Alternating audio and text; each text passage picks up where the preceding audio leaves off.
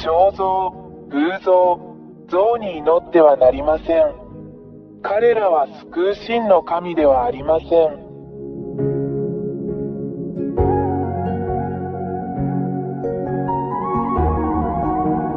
彫像、偶像、像に祈ってはなりません。彼らは救う真の神ではありません。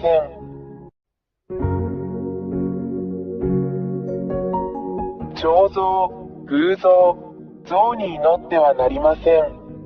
彼らは救う真の神ではありません。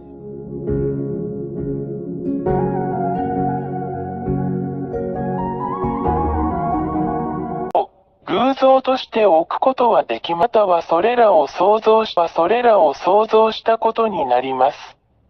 なぜ自分が作ったものに祈るのですか？ 4. あなたがこれらのものを作ったということは、あなたが作ったこれらのものと比べてあなたが優れていることを意味します。それは本当ではないでしょうか？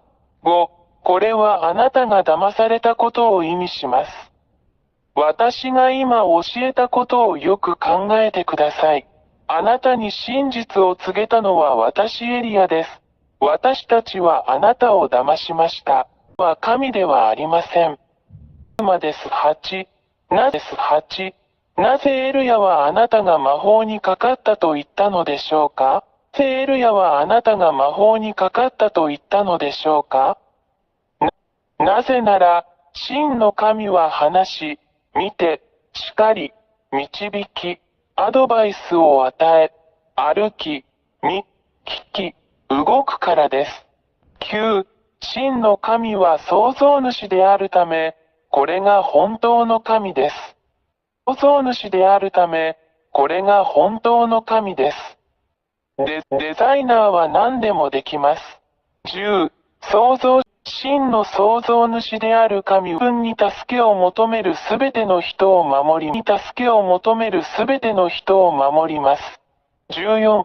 この真の神は、ご自分を求める人々に助けをもたらすことをためらわない偉大な真の救い主です。15. 彼は自分を愛してくれる人全員を愛します。神はご自分を求めるすべての人を愛しておられます。16. この真の神は、自らが創造した被造物を愛しています。17. この真の神は悪霊を好まれません。彼らは神の敵であり、どこで出会っても、あるいはどこで見ても滅ぼします。18. これらの悪魔は誰ですか？それらはすべて、この真の神によって創造されました。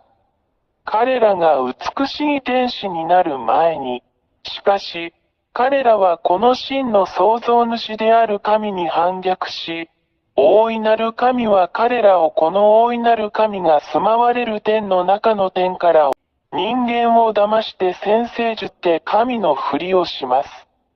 しかし、これらすべては真の狼の前で自滅します。21、真の大神は、堕天使や悪魔のすることをすべて滅ぼし、さらには悪魔である堕天使を真の神が彼らのために創造した永遠の火の中に投げ込んで滅ぼします。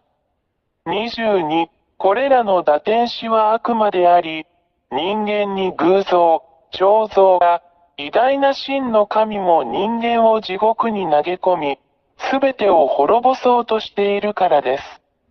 なぜなら、人間は、自分たちを神であると位置づけているこれらの偽の神々、堕天使に祈っているからです。人間が自分たちに似せて作った彫像の後ろに、25、この真の偉大な神には、どんな力も、どんな神も決して対抗することはできません。神は創造主であり、偽りの神々が住む天上の空、そして地球と目に見えるものと見えないものすべてを創造された偉大な神です。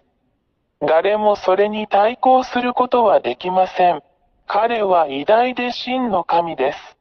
26、この真の偉大な神こそが、どの神にもできず、逆らうこともできない最も驚異的なことを行うのである。それができるのは真の狼だけです。これらは奇跡、癒し、脅威、そして信じられないほどのものです。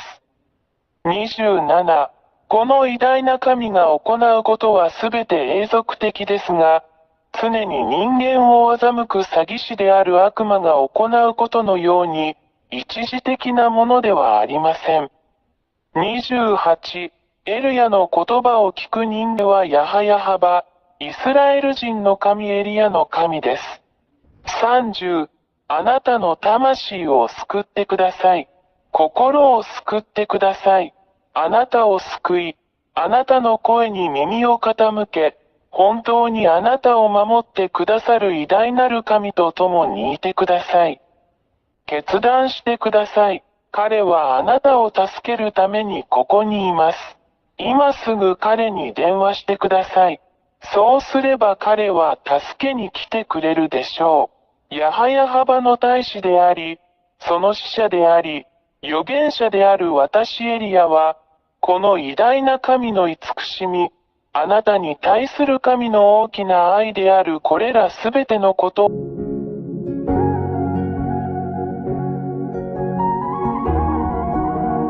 彫像